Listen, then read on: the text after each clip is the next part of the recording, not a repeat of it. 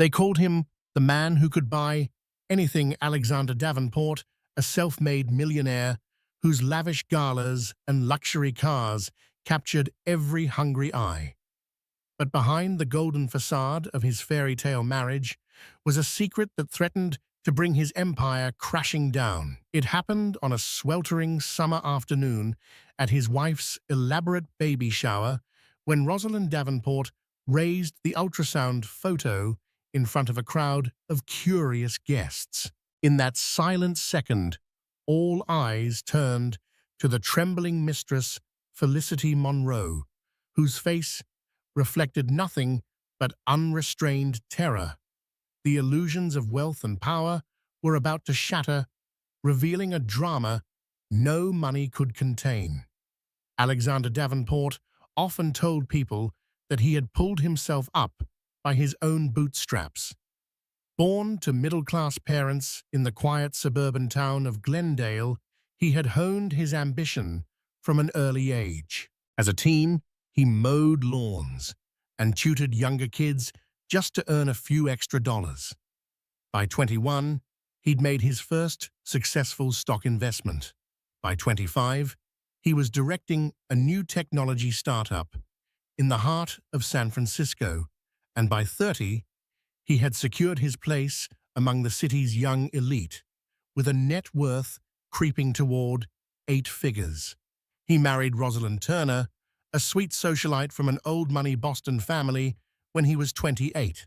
Their wedding was heralded as the event of the year, a romantic ceremony at a vineyard in Tuscany, complete with a string quartet fireworks and a guest list that featured everyone from state senators to minor European nobility.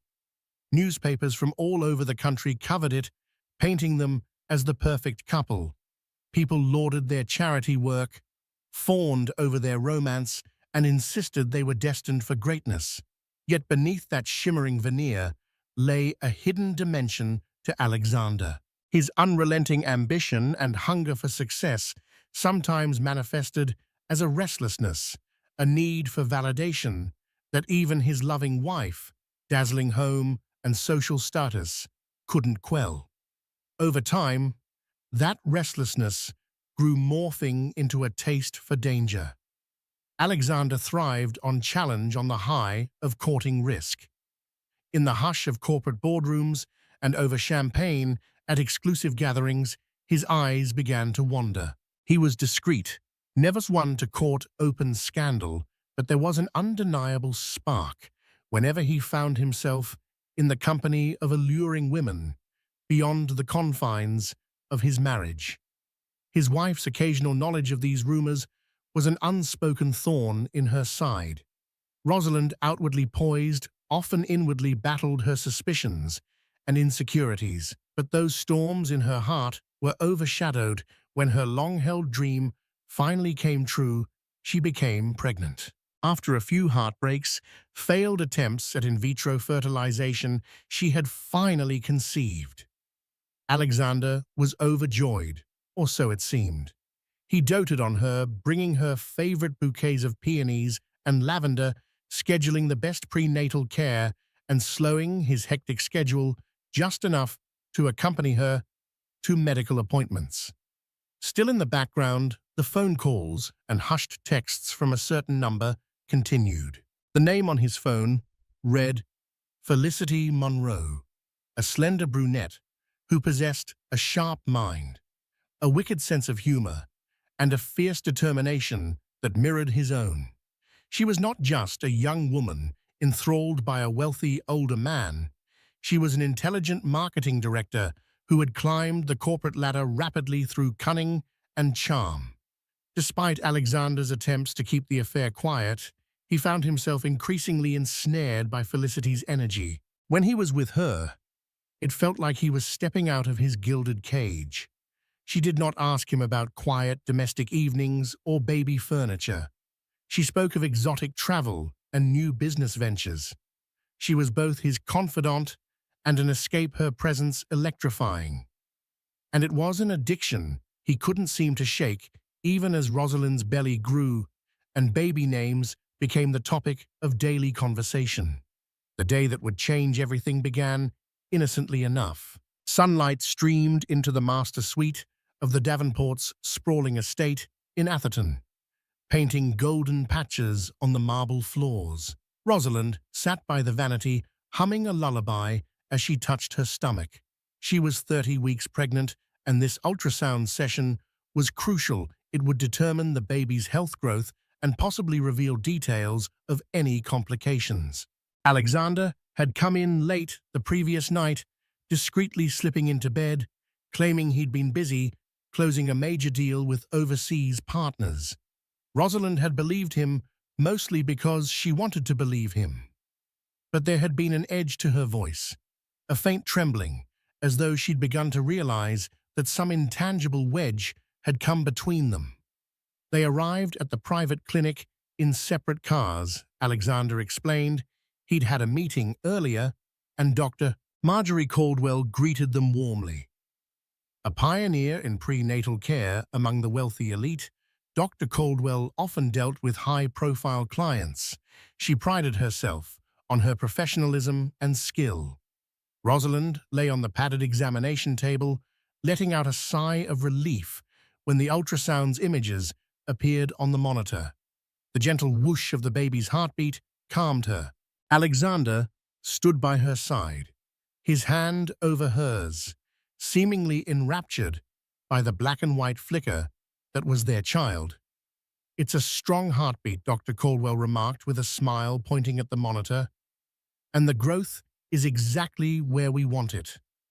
Rosalind's eyes gleamed, and for a moment she felt that old love returning to Alexander's gaze, that unspoken dream of a happy family. The doctor printed out the ultrasound pictures and placed them in Rosalind's hand. But as they walked out of the clinic, Rosalind's phone buzzed. It was a message from her friend, Victoria Chen. "Your baby shower is all set. Don't be late. We have a big surprise." Little did Rosalind know, the biggest surprise was not from her friend. Alexander, preoccupied with a quick phone call, parted ways with Rosalind, promising to meet her at the estate in a couple of hours. As he walked away, she spotted the contact name Felicity Monroe lighting up on his phone. That set a tiny flicker of doubt in the back of her mind. The baby shower was an extravagant affair, as one might expect from the Davenports' circle. Their Atherton mansion, sprawling across 3 acres, boasted manicured lawns and fountain sculptures. Under pink and blue drapes that swayed in the breeze, guests sipped champagne or sparkling cider for the pregnant women and savored miniature French pastries. A few celebrity acquaintances like Margot Jennings, the fashion designer, and Bruce Helmsley, the owner of a major sports team, graced the party with their presence. Soft classical music filled the air, complemented by the gentle clinking of glasses. Everywhere she turned, Rosalind could hear guests giggling, congratulating her, praising the wonder of impending motherhood. Rosalind was basking in compliments from an elderly duchess, an old friend of her mother's, when she caught sight of her husband stepping off the veranda. A breath later, she saw Felicity Monroe by the grand gate, receiving a greeting from the security guards. Her heart hammered. What was Felicity doing here? No one else seemed to recognize her or sense that anything was amiss. Felicity Monroe was, after all, an astute networker in the corporate world. Perhaps Alexander had extended a purely professional invitation. Or maybe Felicity had come on some other pretense.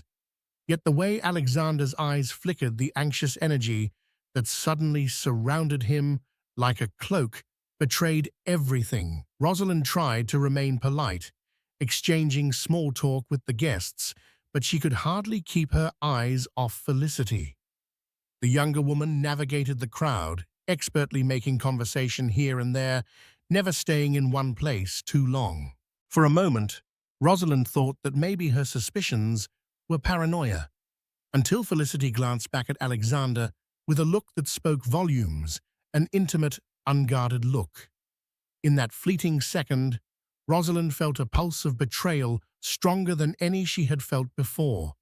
As the afternoon progressed, Victoria Chen and a few other friends gathered everyone around the lawn for the big reveal of the baby's gender, an idea that Victoria had orchestrated.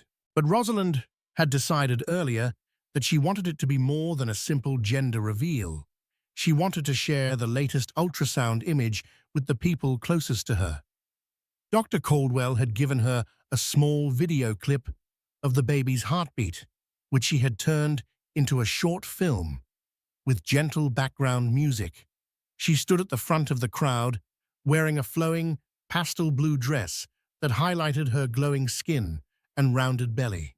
Her hair was swept up in a loose chignon, a gold necklace glinting at her collarbone. Alexander hovered beside her, one arm resting lightly on her shoulder. Someone dimmed the lights in the marquee tent, and the short film played on a widescreen TV. The baby's heartbeat resounded over the speakers, that miraculous whoosh echoing in the hushed space. Soft oohs and ahs rose from the guests. Rosalind felt tears burning in her eyes, momentarily forgetting her unease about Felicity. Then came the ultrasound snapshots, the baby's hands, feet, and finally the outline of a tiny face. Rosalind smiled gently, clasping Alexander's hand. At that moment, even he seemed lost in the wonder of it. But once the screen went black and the lights came back on, something shifted in the air. The hush turned unnerving. And there, standing at the very edge of the crowd, was Felicity. Her normally confident posture was replaced by stiff shoulders and a trembling lower lip, her gaze fixed on the ultrasound photo that Rosalind held high. Rosalind noticed the look of apprehension and fear creeping into Felicity's expression. And then, in a slow, surreal wave, the gathered crowd turned to see what Rosalind was seeing, a mistress trembling in the presence of a pregnant wife. Felicity's eyes darted from Rosalind to Alexander, then back again, as if searching for an escape. At that moment, the entire facade came crashing down. Rosalind's mother, Beatrice Turner, was the first to sense something cataclysmic was unfolding. She let out a bewildered gasp, her hand flying to her mouth. A couple of the guests exchanged puzzled looks. Others shifted uncomfortably, aware that a drama bigger than any conventional baby shower game was unfolding before them. Alexander felt sweat beading on his forehead. He tried to maintain his composure, but panic gleamed in his eyes. He nearly stepped forward to usher Felicity away, to salvage the moment somehow, but it was too late. Rosalind gently laid down the ultrasound photo on a side table. The tension in the tent was so thick that it felt like the hush of a funeral parlor. Slowly, deliberately, she turned to Alexander and Felicity. "Alexander," she began, her voice quivering. "Why is Miss Monroe here?" He struggled to answer, his mind flipping through possible lies, excuses, rationalizations. She's here on a professional matter. Felicity cut in, her voice shaky, but with an attempt at her old confidence. "I'm from his marketing division. He's been consulting me on new expansions. I just wanted to drop by to congratulate you both." Rosalind wasn't buying it. She glanced at Felicity, picking up on every flicker of guilt and fear. "Really? Then why do you look as though you've seen a ghost?" The tension snapped like a dry twig. Several guests backed away quietly, giving space to what was becoming a very public confrontation.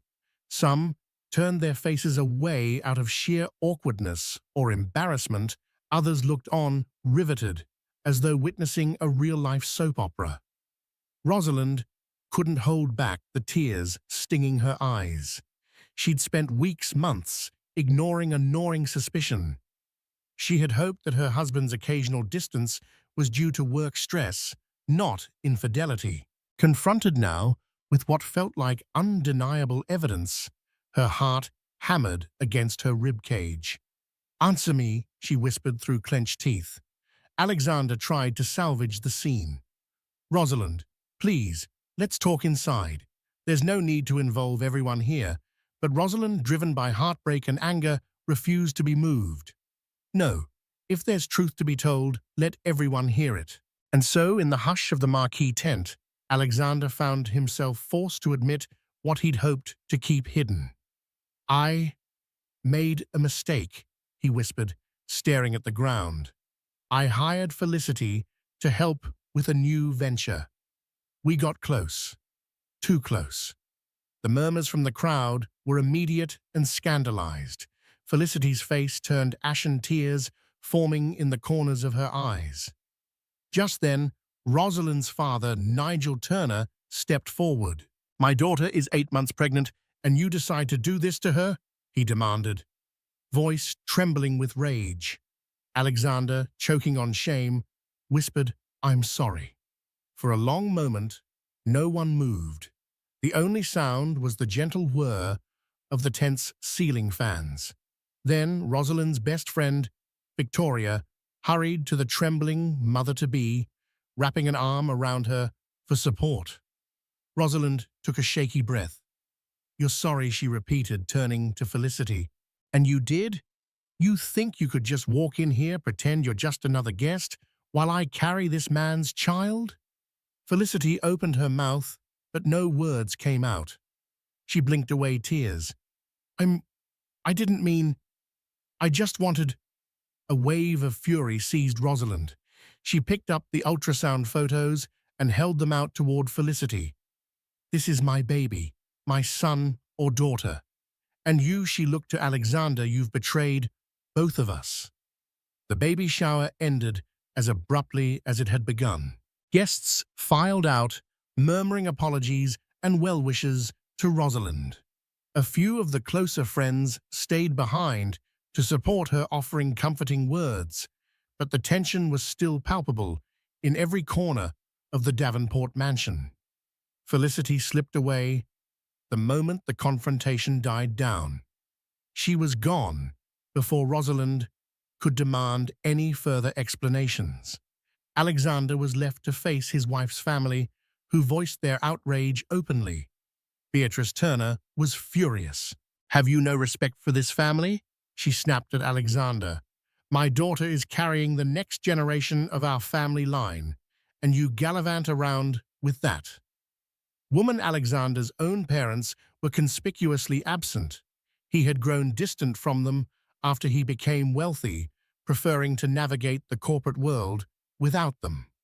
Still, in that moment, he longed for some paternal reassurance. He stood on the veranda, head lowered as Rosalind sobbed inside. Most of the staff kept their distance, giving the family space to handle the scandal. He realized that as humiliating as this day was, the worst was yet to come. A potential divorce, custody battles for the unborn child, and his entire fortune and name dragged through the tabloids. Finally, he mustered the courage to enter the living room. Rosalind was seated on a velvet sofa, her father and mother on either side. Her eyes were swollen from crying, cheeks blotchy. Yet she sat upright, shoulders set as if summoning a regal strength.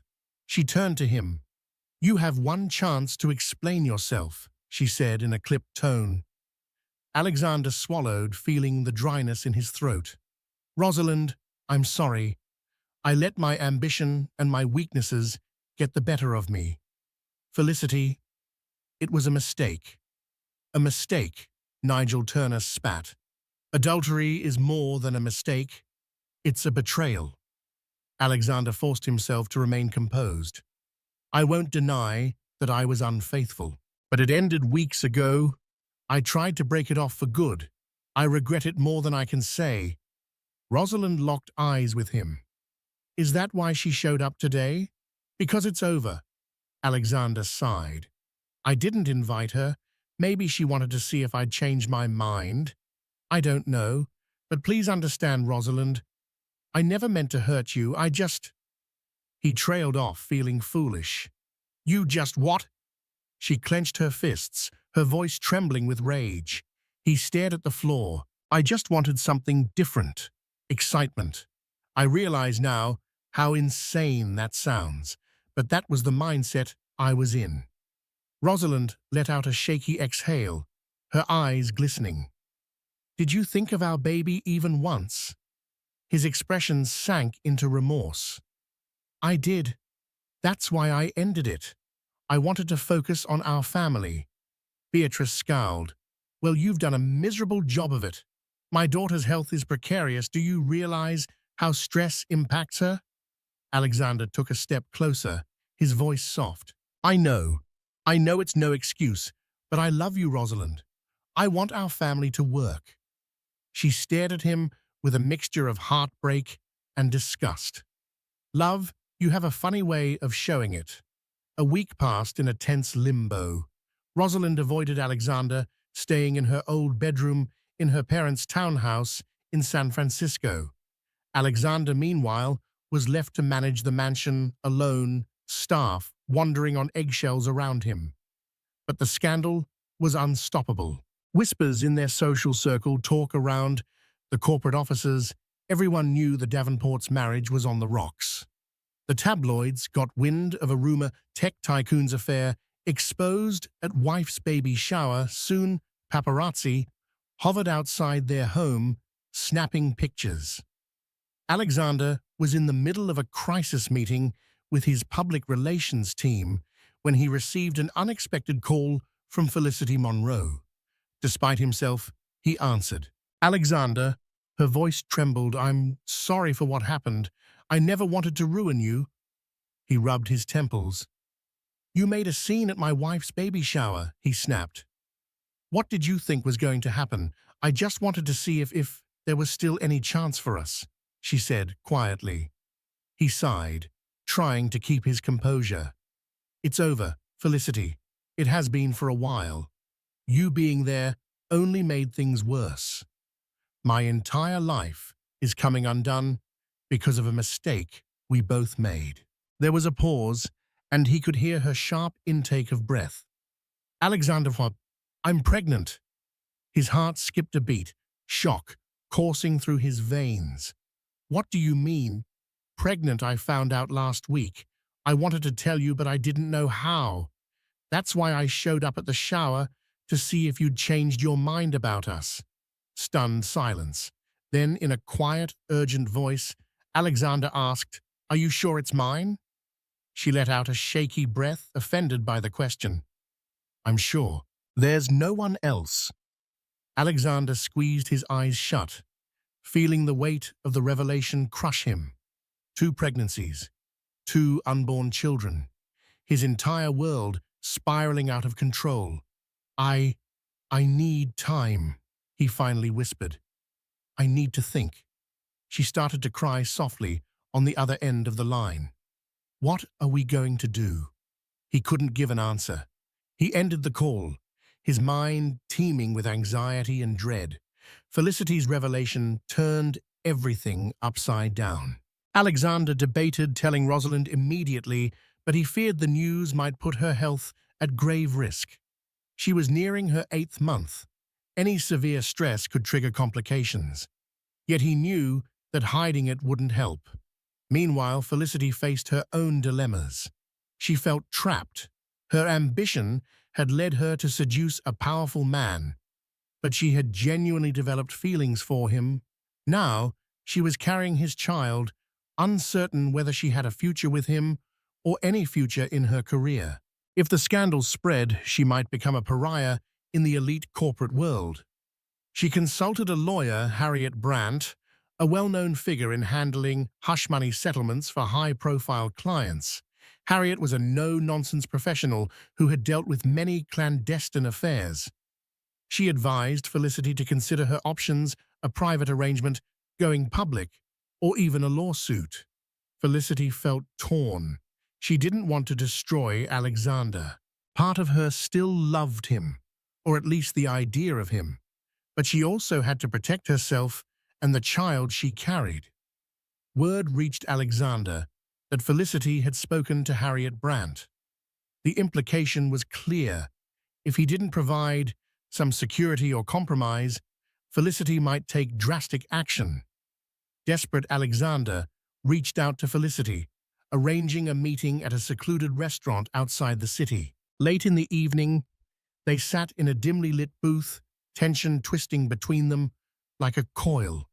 "Please, Felicity," he began softly, "I'll make sure you and the baby are taken care of, but I need time to straighten things out with Rosalind. I want to be honest with her, but not until our baby is born. Her health is fragile." Felicity ran her thumb across the rim of her water glass. "And what if Rosalind never forgives you? Are you going to run off with me?" Alexander swallowed. "You know that's not realistic. I don't want to abandon my marriage. I've made a grave mistake, but I still love Rosalind. I love my unborn child, both children." His words cut Felicity like a knife. She blinked away tears. "You say that, but what about me? I'm not just some walking scandal. I have my own life, my own dreams." He reached across the table and squeezed her hand. "I promise I won't leave you stranded. Whatever happens, you'll have financial support, and I'll be there for our baby if you let me. I just can't give you what I gave Rosalind because she's my wife." Felicity sniffled. "That's exactly it. I'll always be second, always hidden." Alexander exhaled heavily. "I'm sorry, but that's the only way I can see. If you go public, it will ruin us both. You'll lose your career, your reputation. You know what the tabloids do to women in your position." Silence hovered for a few moments. Eventually, Felicity nodded, albeit reluctantly. "All right. For now, I'll keep this quiet. But if you betray me again, I won't stay silent." Rosalind tried to distract herself from her marital woes by focusing on her pregnancy. She spent time with her mother, visiting baby boutiques, preparing the nursery, choosing everything from paint colors to crib designs. On the surface, she seemed composed, but inside she was in turmoil. Rumors swirled around her social circle. Some claimed she was divorcing Alexander immediately. Others insisted she was forgiving him. The truth was, she hadn't decided. She was torn between love, betrayal, heartbreak, and fear for her baby's future. One afternoon, Victoria Chen appeared at Rosalind's door with a concerned expression. "Ros, you need to see this," she said gravely, handing her a gossip magazine. On the front page was a blurred photograph of Felicity and Alexander in what appeared to be a cozy conversation. The headline read, "Tycoon's secret, meetings continue." Rosalind's stomach churned. "He told me he ended it," she whispered, tears brimming in her eyes. "Maybe it's just old photos," Victoria tried to console her. But Rosalind recognized the date on the corner of the restaurant receipt that some paparazzo had managed to snap a photo of. It was only a few days prior.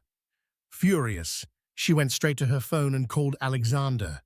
He answered on the second ring, his voice tense. "Rosalind." She drew a shaky breath. "I saw the tabloids. Is it true?" He hesitated. "Let me explain." She cut him off. "No, I don't want an explanation over the phone. Meet me at our house tomorrow morning. I want the truth." The next morning, Alexander arrived at the Atherton mansion to find Rosalind pacing in the grand foyer. She looked striking, in a simple white maternity dress, her gaze filled with anger and sadness. He approached cautiously, aware that Beatrice and Nigel Turner were in the drawing room, likely ready to step in if he upset their daughter. Rosalind fixed him with a steely glare. "Talk." Alexander took a deep breath, then guided her into the library for a semblance of privacy. Floor-to-ceiling mahogany bookshelves and plush armchairs gave the room a stately aura, but the tension overshadowed any sense of comfort. "I met Felicity," he began, "but not for the reasons you think." "Really?" Rosalind scoffed. Enlighten me. Alexander braced himself. She's pregnant, he said finally. Rosalind felt the blood drain from her face. She clutched the back of a chair to steady herself. You got her pregnant? He couldn't meet her eyes. Yes. Her trembling grew. She lowered herself slowly into the armchair, staring at him as though he were a stranger. That's why she looked so terrified at my baby shower. Alexander nodded, shame burning in his cheeks. She discovered it right before then. I didn't know, Rosalind, I swear I didn't. She just showed up that day to see if she had any future with me. Rosalind's breaths came fast. Oh my God. I don't know what to say. He knelt next to her chair, gently placing a hand on her knee. I'm sorry. I never intended for this to happen. I've told her I'll take responsibility, but it doesn't change what I've done. It's a betrayal, and I have no excuse. She pulled away, staring at him with a mix of fury and heartbreak. So now you have 2 children on the way. He nodded, unable to speak. Tears ran down her cheeks. I can't believe this. It's like a nightmare. Do you have any idea how humiliating this is? How painful? Alexander lowered his head. I know. If I could go back in time, I would. She gave a bitter laugh. What do you want from me? Forgiveness, compassion. He closed his eyes, voice raw. I just want you to know that I love you. I love our baby. I want to make this right, to do whatever I can. But I also can't abandon my responsibility to Felicity's child. Rosalind let out a ragged breath, her anger momentarily overshadowed by confusion. I need space. I need time. He nodded, rising to leave. I understand. I'll give you all the time you need. He turned to go, but paused at the door. Just remember, my priority is you and our baby. She looked away, tears slipping down her cheeks. Over the following weeks, as Rosalind entered her final month of pregnancy, the stress weighed heavily on everyone. Alexander faced a double crisis, salvaging his business reputation and bridging an ever-widening rift with his wife. Gossip articles didn't relent. Photos circulated of Felicity's growing belly, leading to endless speculation. Felicity herself was in turmoil, trapped between wanting Alexander's support and despising him for refusing a relationship. Meanwhile, Harriet Brandt prodded her about legal measures to secure financial stability. At the same time, Alexander's biggest rival in the tech industry, a cunning entrepreneur named Grant Whitmore, seized upon the scandal to destabilize Alexander's position. Rumors swirled in boardrooms that Alexander was too preoccupied with personal affairs to effectively lead. Some shareholders suggested a vote of no confidence. Rosalind tried to remain calm for her baby's sake, but she was drowning in heartbreak and worry. Every night, she thought about her child, uncertain whether the family she had dreamed of would ever materialize.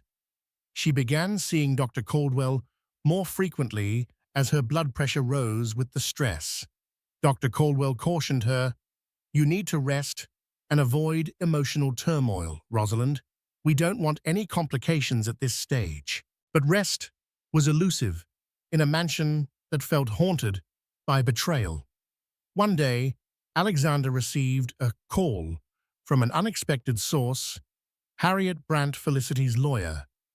He had assumed Harriet wanted to discuss a settlement, but instead, she proposed a meeting at her office, just him without Felicity. Curious and wary, Alexander arrived at Harriet's upscale office suite in downtown San Francisco, where he was greeted by a cheerful receptionist who led him to a glass-walled conference room. Harriet Brandt, a sharp-dressed woman in her late 40s, stepped inside, closed the door, and offered him a seat. "Mr. Davenport," she began, "I represent Ms. Monroe's interests, but I also have a broad view of this situation. I want to see if we can reach a mutually beneficial resolution. Alexander pursed his lips. I'm willing to support her, but I can't give her a relationship. Harriet gave a subtle nod. Felicity understands that. However, she's worried about her financial stability, her career, and the child's future. He swallowed. I'll make sure the child wants for nothing education, health care, a trust fund, whatever is needed. She held his gaze. That's admirable. But I also sense that you're in danger of losing your marriage. If that happens, you may lose more than you realize. His eyes flickered with anxiety. I'm aware.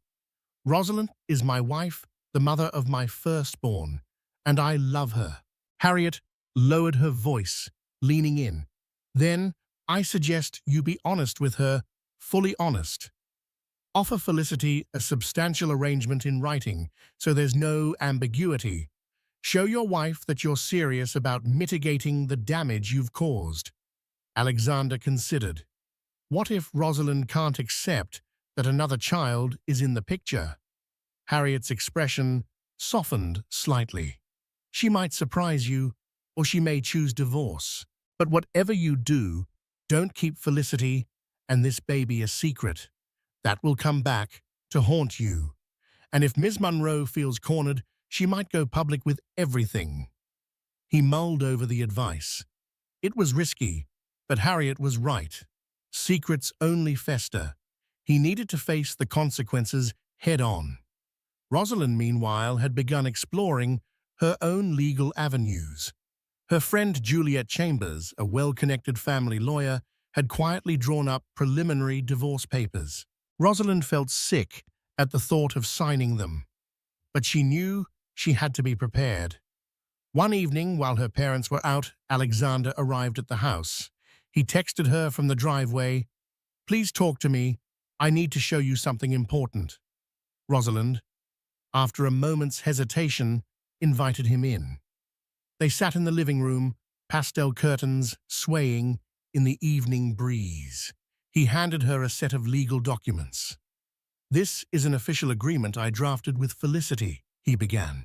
"I'm making a financial commitment to support her pregnancy, cover any medical expenses, and establish a trust for the child's future. I won't hide it anymore." Rosalind flipped through the papers, noting the sums involved enough to ensure Felicity and her child would live in comfort.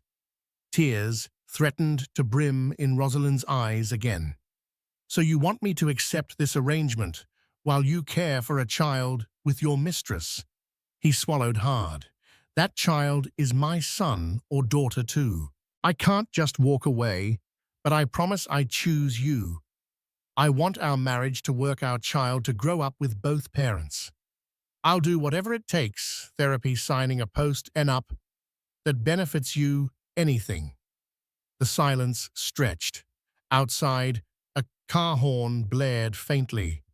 "Alexander," she said softly, "what if I can't live with this? What if the pain is too much?" His voice trembled. "Then I'll respect your decision. But I'm begging you to give me a chance.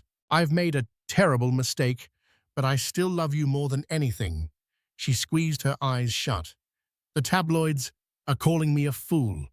My friends whisper behind my back. My family wants me to leave you. But I'm so tired of heartbreak. I'm so tired of everything." He reached for her hands. "Rosalind, you don't have to decide tonight. I just want you to know I'm committed. Whatever it takes, I'll do it." She looked into his eyes and saw genuine remorse, maybe even desperation. Quietly, she nodded. "We'll see." 2 weeks later, Rosalind's due date was dangerously close. The baby was expected any day, and Dr. Caldwell had advised that she minimize stress. Alexander tried to be there for her, accompanying her on hospital visits, helping decorate the nursery, and politely avoiding the subject of Felicity unless Rosalind asked. Yet the strain remained. At times, Rosalind would break down, recalling the betrayal or envisioning the child Felicity would soon bear. She wrestled with whether she could ever truly forgive Alexander or if she would always see him as the man who broke her trust when she was most vulnerable. Then, on a rainy afternoon, while Rosalind was alone at home, her water broke. The house staff scrambled to assist her, calling Alexander and her parents. An ambulance was summoned, rushing her to the hospital through slick streets. Alexander dashed out of a meeting the moment he got the call. Heart pounding, he navigated the flooded roads to reach the hospital, hoping he wouldn't be too late. When he arrived, Beatrice and Nigel were already in the waiting room, looking worried. Dr. Caldwell emerged moments later, beckoning him. "She's asking for you. She's in labor, contractions are coming quickly. You might want to suit up." Alexander threw on a sterile gown and hurried into the delivery room. Rosalind lay there, sweat beading on her forehead, her breath coming in ragged gasps. Seeing him, she reached out with trembling fingers. He clasped her hand. "I'm here," he whispered. "You can do this." The next few hours were a blur of pain, encouragement, and frantic medical activity. Rosalind's labor was more complicated than expected. The baby's heart rate dropped occasionally, and there were whispers among the nurses of an emergency C-section. But finally, after an intense struggle, the baby's cries filled the air. A healthy baby girl, with a shock of dark hair wailing in protest at her abrupt arrival. Rosalind burst into tears, both of relief and joy. Alexander felt something inside him shift in that moment, an overwhelming rush of love for his daughter and for the woman who had brought her into the world. He pressed a gentle kiss to Rosalind's forehead. "She's perfect," he murmured. Dr. Caldwell and the nurses quickly checked the baby's vitals, then placed the tiny bundle in Rosalind's arms. The new mother wept softly, gazing down at her daughter. For a moment, the betrayal and heartbreak seemed to fade, replaced by the miracle of new life. Just when the Davenports thought they could savor this moment of familial bliss, fate intervened again. 2 days after Rosalind gave birth, Alexander received a frantic call from Felicity. She sounded breathless, distraught. "I'm in the hospital," she gasped. I fell at home. They said my baby is in distress." Alexander's heart lurched. Which hospital? She named a facility across town. He hesitated, glancing at Rosalind, who was dozing in her hospital bed with their newborn daughter snuggled beside her. Could he leave Rosalind's side just after she'd given birth? But Felicity was carrying his child, and from her panicked tone, this was an emergency. Driven by a sense of duty, Alexander quietly slipped out, leaving a note for Rosalind with the nurse. "Had to handle an urgent matter, be back soon." He arrived at the hospital, where Felicity lay in a high-risk obstetrics ward, her face etched with fear and pain. The doctor explained that the fall had caused placental complications and they needed to do an emergency C-section. Alexander stood by Felicity's side as the medical team rushed her into surgery. She clung to his hand, tears staining her cheeks. "Don't leave me," she whispered. Under the harsh, fluorescent lights of the operating room, Alexander witnessed his second child come into the world, a premature but alive baby boy. The doctors quickly whisked the infant away to the NICU, leaving Felicity pale and trembling on the surgical table. She reached for him, her words faint. "Is he okay? They're taking care of him," Alexander reassured her, though he was trembling himself. After the surgery, he stayed by Felicity's side until she stabilized, then went to see his son, a tiny creature fighting for life in an incubator, tubes and monitors beeping.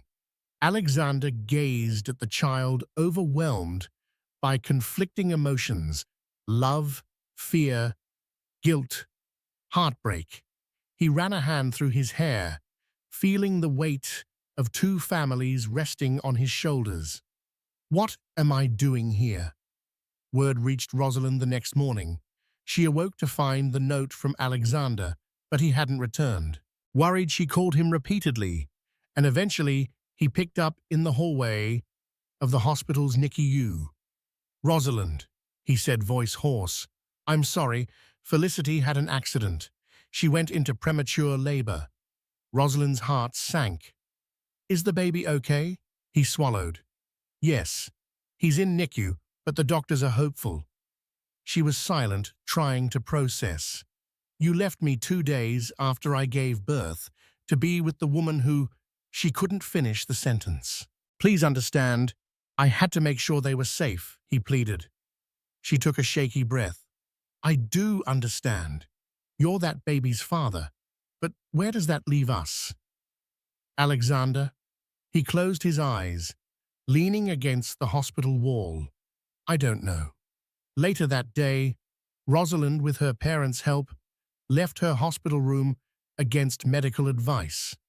Ignoring the nurses' protests, she insisted on visiting the NICU where Felicity and her baby were. She needed closure. Dressed in a wheelchair, still weak from labor, she arrived at the NICU. The sight of tiny babies in incubators was both humbling and heartbreaking. Felicity was in a recovery bed nearby, exhausted. Rosalind's presence sent a ripple of tension through the air. Felicity looked away, tears forming. Alexander moved toward Rosalind, hesitant. She stared at the incubator where Felicity's baby lay. A nurse was adjusting tubes. "He's so small," Rosalind murmured, a mixture of empathy and anguish in her voice. Alexander crouched beside her wheelchair. "Rosalind, you shouldn't have come here. You need to rest." She shook her head, tears sliding down her cheeks. "I had to see." Then she gazed at Felicity, who was weeping softly. "I never wanted to hate you," Rosalind whispered. I'm hurting too." Felicity's lips quivered. "I'm sorry. I never wanted to hurt you either. I loved him." A heavy silence hung in the air, punctuated only by the soft beeps of the medical machines. Rosalind exhaled slowly.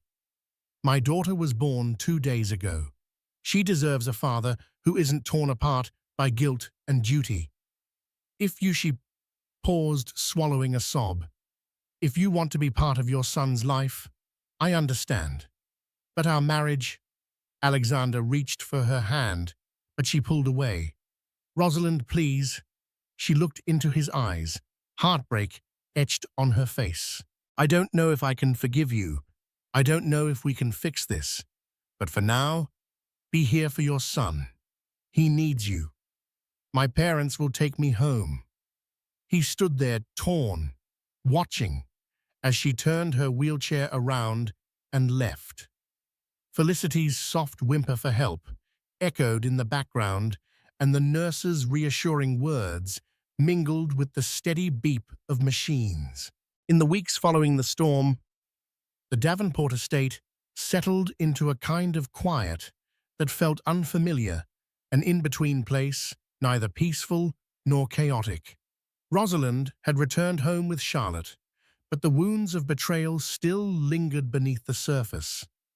Alexander lived in a separate wing of the mansion, a deliberate distance they both agreed upon.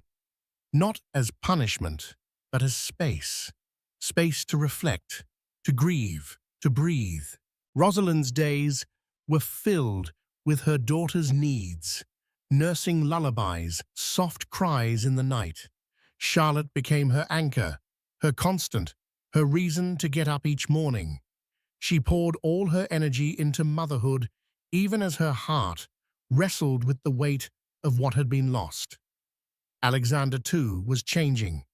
He kept a low profile, declining public events and stepping back from his company's board meetings. He spent hours each day with Charlotte, feeding her, rocking her, learning the rhythm of her newborn needs. His business suits gave way to soft shirts and rolled-up sleeves. His eyes, once sharp with ambition, now held a quiet humility. They began attending therapy together at the suggestion of their lawyers, an attempt to manage their fractured dynamic for Charlotte's sake. But over time, the sessions uncovered something unexpected, a willingness, however reluctant, to confront their pain. Rosalind spoke of the humiliation, the betrayal, the nights she cried silently while carrying their child. Alexander listened no longer with excuses, but with remorse. He admitted how his need for validation and excitement had led him down a selfish path. He spoke of Felicity not with affection, but as a reflection of who he used to be, a man driven by ego, not wisdom. Their therapist, Dr. Eliza Barnett, guided them gently through the thorns of resentment and regret. Some sessions ended in tears, others in silence, but a few ended with the faintest flicker of hope. Meanwhile, Alexander continued supporting Felicity and baby Noah. He visited the boy weekly, paid for his medical care, and ensured they had what they needed. But he never crossed the line into intimacy again. That chapter for him was closed. One afternoon, as he returned from seeing Noah, he paused at the nursery doorway. Rosalind was rocking Charlotte, her soft humming barely audible. She looked up and met his eyes. There was no smile, but also no anger. He stepped inside, slow and cautious. "Can I hold her?" he asked. Rosalind nodded. He reached out and took Charlotte in his arms, her tiny form settling against his chest. In that moment, the silence between them wasn't painful. It was full of something new. It wasn't forgiveness, not yet, but it was a beginning. The days grew longer, as spring turned to summer, bringing with it a strange calm over the Davenport household. The mansion that had once echoed with tension now settled into a quieter rhythm. Charlotte's soft cries and gurgles filled the nursery. Her tiny presence was the only thing that made the silence bearable. Felicity's son Noah had grown stronger with each passing week. After nearly 2 months in the NICU, he was finally discharged. Felicity had brought him home to a modest but comfortable apartment Alexander had arranged for her in a gated community just outside San Francisco. She never asked for more than what was necessary, and Alexander quietly appreciated her restraint. She had stopped calling. There were no more impassioned late-night pleas, no more illusions of a rekindled romance. She had made her choice to be a mother, and only that. Alexander, meanwhile, was slowly trying to rebuild his life, not as a CEO or a millionaire, but as a father and a man who had almost lost everything. Every evening, he spent time with Charlotte, reading her stories she was too young to understand, singing lullabies off-key, and cradling her until she fell asleep in his arms. He knew Rosalind saw the effort, even if she didn't say much. The house was no longer hostile, but it wasn't warm either. They existed in parallel co-parents under one roof, courteous, cautious, both scarred. One crisp afternoon, Rosalind sat alone on the terrace, sipping a mug of herbal tea. The garden below was in full bloom. Jasmine, honeysuckle, and soft white roses perfumed the breeze. Charlotte slept in a nearby stroller, wrapped in a blanket, her chest rising and falling in gentle rhythm. Alexander stepped outside, hesitating at first. He hadn't been invited to join her, but the open door and the quiet stillness drew him in. He walked over to the railing and stood beside her, gazing out across the garden. Thinking about Noah, Rosalind asked, her voice gentle, not accusatory. Alexander turned, surprised by her softness. "Yes, I visit him twice a week. He's doing better, starting to smile now." She nodded, her eyes still fixed on the horizon. "It's not how any of us imagined this is it." "No," he admitted. "None of this is what I planned." There was a pause. The only sound was the rustling of leaves in the breeze and the distant chirp of birds. Rosalind finally looked at him. Her face was composed, but her eyes shimmered. I see you trying, Alexander. I see how you are with Charlotte. I see that you're there for Noah, and I know you've been in therapy doing the work. That matters. He turned toward her, unsure of what to say. Her words felt like a small sliver of light in a room long dark. I can't forget what happened, she continued. I don't even know if I can forgive you completely. But for the sake of our daughter, for the sake of all of us, maybe we can try to move forward. Not as the people we were, but as who we are now. Hope flickered across Alexander's face. I'd give anything for a second chance, Rosalind. Not just to be in this house, but to be worthy of your trust again. She looked down at her sleeping daughter. It'll take time. And boundaries. And honesty. You'll have it, he said, without hesitation. All of it. Rosalind studied him for a long moment. Then, without a word, she extended her hand toward him. Alexander took it gently, holding it as though it were made of glass. It wasn't a grand reconciliation. It wasn't a kiss or a declaration of everlasting love, but it was something real, a choice to try again. And on that jasmine-scented terrace, with their daughter sleeping peacefully beside them, Alexander and Rosalind began the slow, fragile journey towards something new. Not perfect, not painless, but possible. Thank you for joining this roller coaster of secrets, heartbreak, and redemption. We followed Alexander, a millionaire, whose forbidden desires led to a shocking betrayal, leaving his pregnant wife, Rosalind, devastated, and a frightened mistress, Felicity, clinging to hope. In the end, two innocent children were born into a world fractured by lies but anchored by unwavering love. This story reminds us that even the wealthiest lives can be undone by misplaced passion, and that trust once broken must be rebuilt piece by painstaking piece. If you found yourself drawn into the suspense of this story, if you held your breath during those tearful confrontations and heart-stopping reveals, please consider supporting us. Like this video to show your appreciation, share it with friends who love drama and twists, and subscribe to our channel for more intense, gripping stories. Your support helps us continue bringing you narratives that stir the heart and imagination.